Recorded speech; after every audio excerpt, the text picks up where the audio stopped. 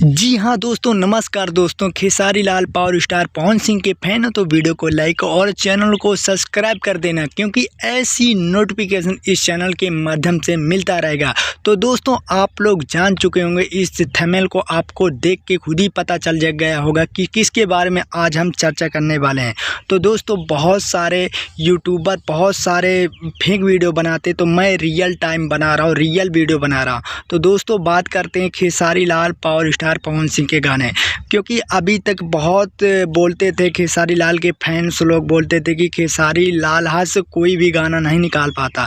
तो आज बोलते हैं पवन सिंह का गाना सड़िया, ये गाना बहुत ट्रेंड करता। अभी 2-4 दिन के बीच में ये गाना रिलीज हुआ है। तो आप लोग देख सकते हैं 4 दिन में 4.4 मिलियन क्रॉस कर।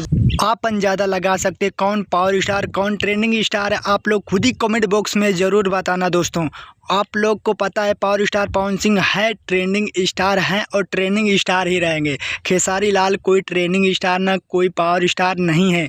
जो भी है खेसारी लाल, जो भी हैं पावर स्टार पवन सिंह है।